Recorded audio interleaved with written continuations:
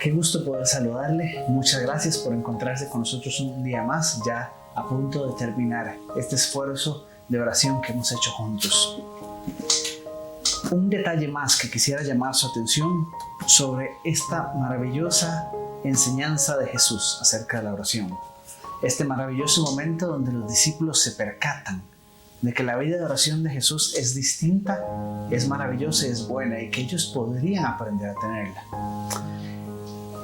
Jesús responde a la pregunta de los discípulos en Lucas capítulo 11, versos 1 y 2, con la oración más conocida de todas, con el Padre Nuestro. Los discípulos acaban de percatarse de que necesitaban aprender a orar como Jesús, y Jesús responde con esto tan conocido para nosotros, el Padre Nuestro. La pregunta es si era nuevo para los discípulos. ¿Por qué lo digo? Porque en el relato de Mateo, esta oración ocurre de una manera muy distinta. En Lucas es capítulo 11 en el que ocurre, en Mateo en capítulo 6.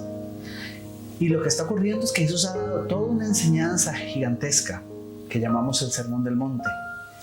Y en un punto culmina de esa enseñanza, cuando precisamente está hablando acerca de la oración, introduce el Padre Nuestro, que por cierto en el relato de Mateo es más elocuente, más hermoso, en el Lucas es más resumido, más simple, podríamos decir. Y entonces varias comparaciones necesitan hacerse. No solo el hecho de que el momento parece ser distinto, sino como acabamos de notar, que la motivación es distinta. Y ni siquiera podemos poner el relato de Lucas dentro del Sermón del Monte, ¿no? En Lucas sí no hay un Sermón del Monte. Hay los pasajes, las enseñanzas del Sermón del Monte están agrupados mayormente en Lucas 6.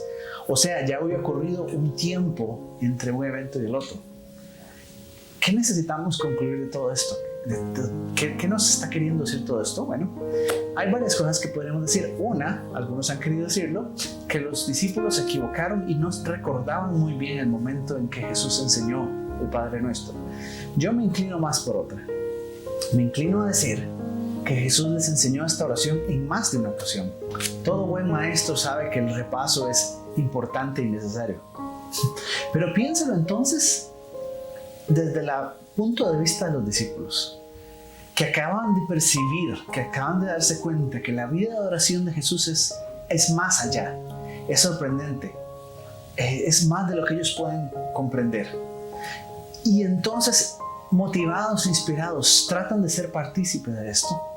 Y Jesús le responde, pero no le responde con una gran revelación.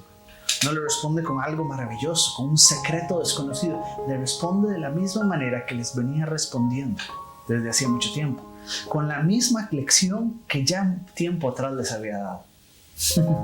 Debe haber sido incluso frustrante para ellos. Y sin embargo, quizás hay una lección muy valiosa para nosotros. La lección no es que la oración debe ser repetitiva, porque Jesús ya nos había dicho que no debe ser así. Pero sí nos invita a mantener nuestra oración simple y sencilla, así como es el Padre Nuestro. Nos invita a que vayamos delante de Dios con aquello de la vida diaria. Vayamos delante de Dios a veces con las mismas peticiones que hemos cargado por meses. ¿Qué hace la diferencia? La diferencia la hace el deseo profundo y genuino de conversar con el Padre, de estar en comunión con Él. Un ejemplo quizás nos ayuda a verlo más claro. En Daniel, el libro de Daniel, nos habla de que este hombre oraba 3 veces al día, a lo cual es llamativo, todos los días 3 veces al día. Tantas cosas ocurrían, tan convulsa era la vida de Daniel, que siempre tenía algo nuevo que traer en cada momento de oración. ¿O no será más bien que Daniel descubrió este maravilloso secreto?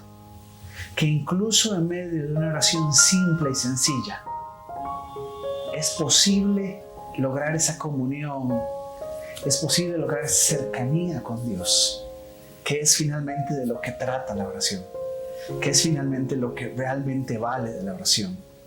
No tener la respuesta o no tener toda mi lista grande al día, sino de acercarme al Padre Celestial como un niño pequeño, como un hijo, dispuesto a dialogar con Él las cosas que ocurren en nuestra vida. Gracias por este esfuerzo de oración que usted ha estado dispuesto a caminar con nosotros. Sigamos adelante siempre, creciendo en esta maravillosa práctica de la vida cristiana.